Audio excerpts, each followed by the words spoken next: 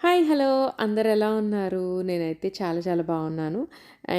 చెప్పాను గదా! ఇప్పటి నుంచి వీడియోస్ అయితే రెగ్యులర్‌గా పెడతానని. అన్నట్టుగానే వీడియోస్ మాత్రం రెగ్యులర్‌గా షార్ట్స్ కూడా రాబోతున్నాయి.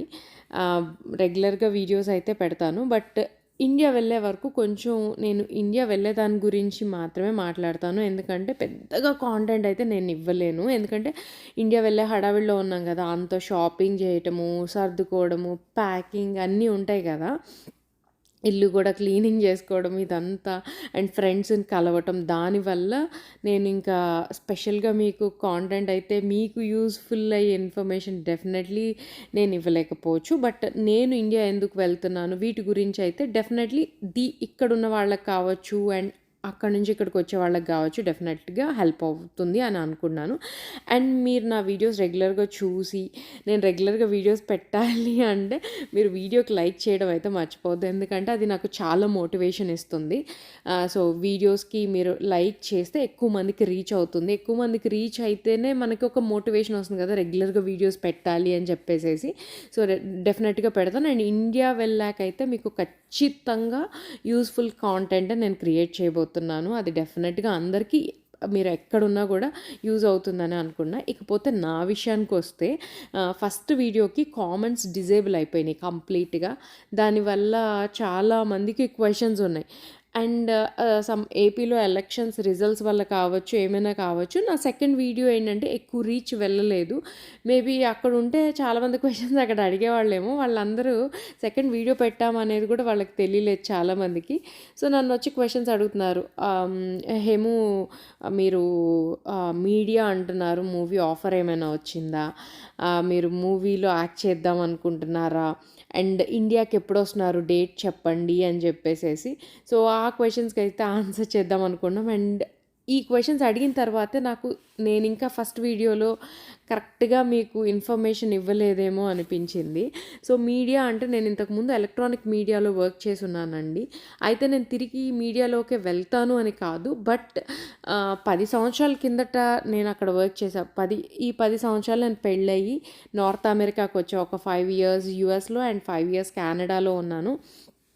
చాలా చేంజెస్ అయితే వచ్చినియి. ఇప్పుడు నేను వెళ్ళి మళ్ళీ వెనక్కి మీడియాలో వర్క్ చేయడం అంటే కష్టం. బట్ నేను నా ఓన్‌గా నేనొకటి స్టార్ట్ చేద్దాము అని ఒక ప్లాన్ ఉంది. దానికోసం నేను ఎంతో కొంత చాలానే నాకు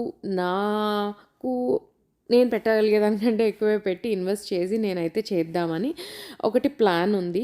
సో, ఏంటి అనేది నేను కమింగ్ వీడియోస్‌లో అయితే నేను మీకు క్లియర్‌గా చూపిస్తాను. ఆహ్, ఏంటి కాకపోతే కొంచెం రిస్క్ తీసుకుందే ఏది మనం ముందుకు వెళ్ళలేం కదా! So, yeah! అది. బట్ నా కోసం అయితే నేను తిరిగి వెళ్ళట్లేదు. ఫస్ట్ థింగ్ ఏంటంటే నేను పిల్లల గురించి ఆలోచించాను. వన్ థింగ్ నేను ఆలోచించింది పిల్లల కోసం.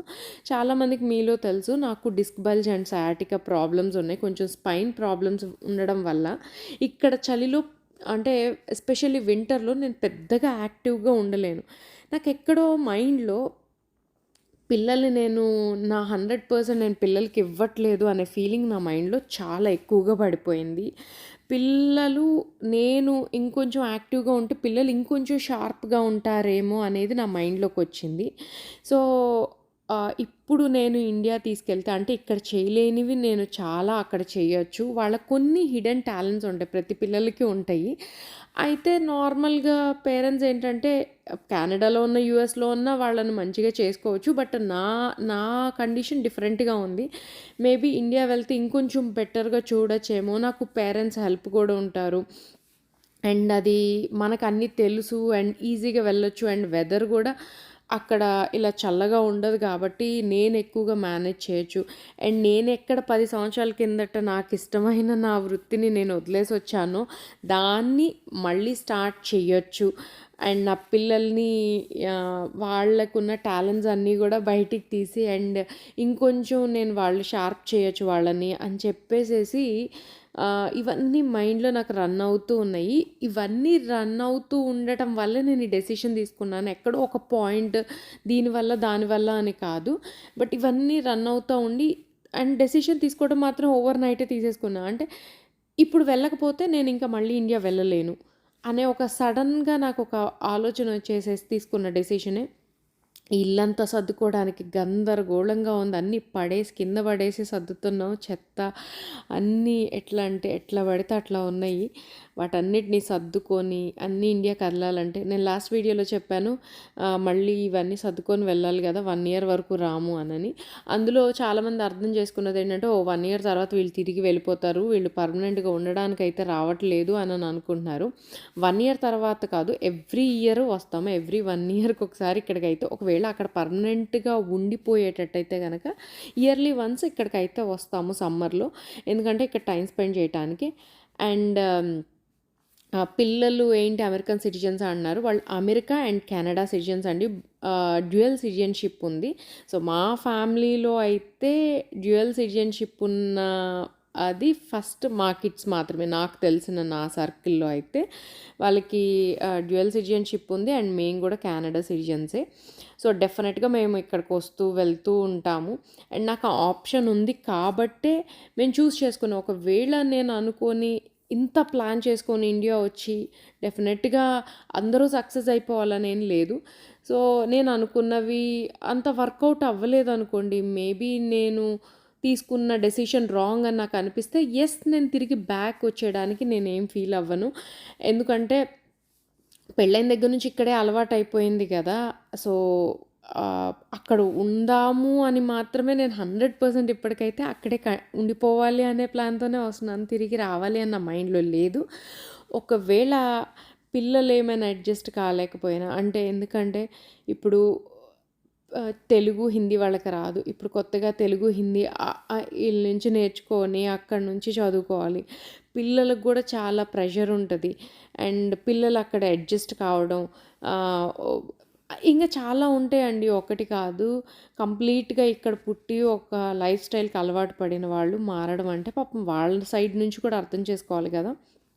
సో, ఇవన్నీ పెట్టుకొని వాళ్ళ 1 ఇయర్, 2 ఇయర్స్‌లో ఎలా ఉన్నారనేది చూసి దాన్ని బట్టి నిర్ణయం తీసుకుంటా. హోప్‌ఫుల్లీ అక్కడే ఉంటే బావుండు. అండ్ మా పేరెంట్స్‌తో మా ఇన్‌లాస్ అందరూ అక్కడే ఉన్నారు కాబట్టి రెస్ట్ ఆఫ్ ద లైఫ్ అక్కడే ఉంటే బావుండు అనే ప్లాన్‌లోనే ఉన్నాను. బట్ చూద్దాము. ఏదున్నా గూడా నేనెప్పుడు మీకు చెప్తాను. అలానే చెప్తాను. ఇప్పటికైతే ఒక 2 ఇయర్స్ మాట్లాడేది ఇదైతే లేదు. చూద్దాం పిల్లలు ఎలా అడ్జస్ట్ అవుతారు, అంతా ఎలా ఉంటుంది అనని. హోప్ మీరు అడిగిన క్వెషన్స్‌కి అయితే ఆన్సర్స్ వచ్చినియి అనుకుంటున్నాను. సో, నెక్స్ట్ ఇండియా వెళ్ళిన వీడియోస్‌లో అయితే మీకు కాంటెంట్ నేను క్రియేట్ చేయగలను. ఇప్పటికైతే ఏంటంటే నేను ఇన్ఫర్మేషన్ ఇవ్వాలి. ఇదిగో ఫ్రెండ్స్‌ని కలుస్తున్నాను. అందరిని కలవాలి. వీక్లీ ఒకళ్ళని కలవడం, ఇల్లు సర్దుకోవడము, పిల్లలకి అంతా సెట్ చేసుకోవడము, అక్కడ స్కూల్స్ గురించి మాట్లాడటము, ఇలా బోలెడన్ని పనులు ఉంటున్నాయి. హోప్ మీరు అర్థం చేసుకున్నారనుకుంటాను. Bye bye. See you.